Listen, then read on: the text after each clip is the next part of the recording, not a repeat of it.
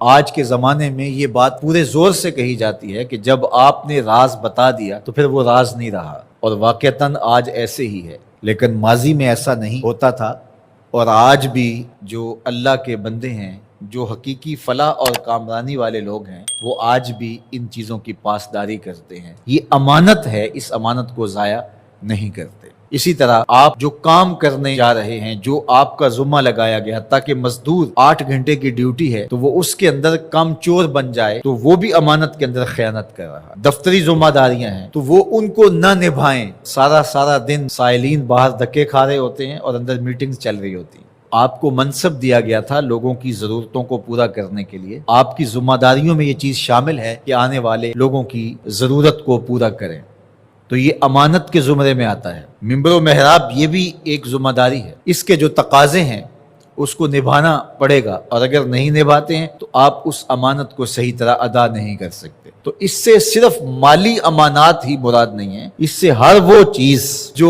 اس زمرے میں ہو اس کو شمار کیا جائے گا۔ اور یہ بات اچھی طرح ذہن میں رکھی جائے کہ امانتیں سپرد ہی ان کو کرنی چاہیے کہ جو امانتوں کو ادا کرنے کی اہلیت رکھتے ہیں۔ ان لوگوں کو معاملات سپرد کر دیے جائیں جو ان معاملات کو نبھانے کی اہلیت ہی نہیں رکھتے، تو پھر نتیجہ کیا ہوگا کہ وہ نبھانا چاہیں گے بھی تو نہیں نبھا سکیں گے۔ ایک تو ہیں ہی نااہل اور پھر اوپر سے خائن بھی ہوں، کم چور بھی ہوں، تو پھر کیا نتیجہ نکلے گا؟ لیکن اگر خائن اور کم چور نہ ہو، نااہل ہوں، ڈرائیونگ سیٹ کے اوپر آپ اس کو بٹھا دیں جو ڈرائیونگ دی جانتا ہے اور وہ بہت مخلص ہے، تہجد گزار ہے، شب زندہ دار ہے، تو اس کی شب زندہ داریاں، اس کی تہجد گزاریاں، اس کا صائم الدہر ہونا، اس کا قائم اللیل ہونا، کیا گاڑی کو کھڈے میں گرنے سے بچا لے گا؟ تو وہاں بٹھانا اس کو چاہیے جو کہ اس منصب کے تقاضوں کو پورا کرنے کی اہلیت رکھتا۔ جو اہلیت نہیں رکھتے ہیں ان کے ذمے آپ کوئی کام لگا دیں گے تو اس کا نتیجہ یہی ہوگا کہ وہ کام صحیح ہونے کی بجائے الٹا خراب ہوگا۔ اللہ کے محبوب علیہ السلام نے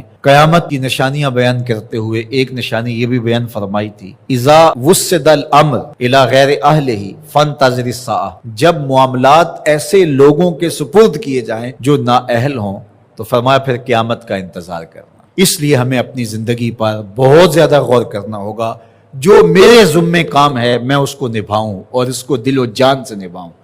مجھے جو منصب دیا گیا ہے ممبر و محراب کا، میں اس کو پورا کروں۔ اگر آپ کے ذمے پھولوں کی ایک کیاری میں پانی لگانا ہے تو آپ وہ کام کرنے جا رہے ہیں جو آپ کر نہیں سکتے، اور آپ کہتے ہیں کہ نہیں میں ممبر پہ بیٹھ کے خطابت کروں گا، وہ تو آپ کا منصب ہی نہیں ہے۔ آپ کو جو کام دیا گیا ہے وہاں گوڈی میں کوتاہی نہیں ہونی چاہیے، وہاں وقت پہ پانی ملنے پہ کوتاہی نہیں ہونی چاہیے۔ ہر بندہ جو اس کا منصب اور اس کا جو دائرہ کار ہے، جب اس میں کام کرنے لگ جائے گا تو نتیجہ کیوں پیدا نہیں ہوگا؟ یہاں مسئلہ یہ ہے کہ ہر بندہ کہتا ہے کہ میں یہ کروں گا جو وہ کر ہی نہیں سکتا ہے، اور کچھ لوگ توقع بھی لگا کے بیٹھتے ہیں اور ہم حیران ہوتے ہیں کہ یہ کس طرح ہو سکتا ہے، جو ضابطہ اس کے مطابق ہی کام ہوتے ہیں۔ تو اللہ تعالیٰ جل شانہ اس قوم کی حالت نہیں بدلتا جو اپنی حالت خود بدلنے کے لیے آمادہ نہیں ہوتی۔ آج امت مسلمہ کا مسئلہ یہ ہے کہ امت مسلمہ میں وہ صلاحیتیں جو ہونی چاہیے تھی، ایک تو مفقود ہیں، دوسرا تقسیم کار نہ ہونے کی وجہ سے آج امت لڑکتی چلی جا رہی ہے، اور آج ہم وہاں کھڑے ہیں جہاں میں کھڑا نہیں ہونا چاہیے تھا۔ خدا کرے کہ اس چمن میں بہار آئے اور یہ امت پھر فروغ پائے، اور اگر ہم اپنے حصے کا کام نہیں کریں گے تو اللہ تعالیٰ جل شانہ اس دین کو کبھی مٹنے نہیں دے گا۔ یہ بات ذہن میں رکھیے گا، یہ دین غالب ہی رہے گا، یہ دین ہمارا محتاج نہیں ہے۔ اللہ ہماری جگہ کسی اور شخص کو لے آئے گا اور اس کے ذریعے سے دین کو غالب کرے گا۔ اس لیے ہم نے اپنے حصے کا کام کرنا ہے، اس کو کبھی بھی ترک نہیں کرنا ہے۔ تو بات امانت کی چلی، تو امانت صرف مال کی نہیں ہوتی۔ آپ کے پاس کوئی گٹھڑی رکھ گیا، آپ کے پاس جو ہے وہ کوئی پیسہ روپیہ رکھ دیا تو وہی امانت نہیں ہوتی۔ آپ کی صلاحیتیں بھی امانت ہیں، اور آپ کا منصب بھی امانت ہے۔ آپ پر جو لوگوں نے توقع کی، ٹرسٹ کیا، وہ بھی امانت ہے۔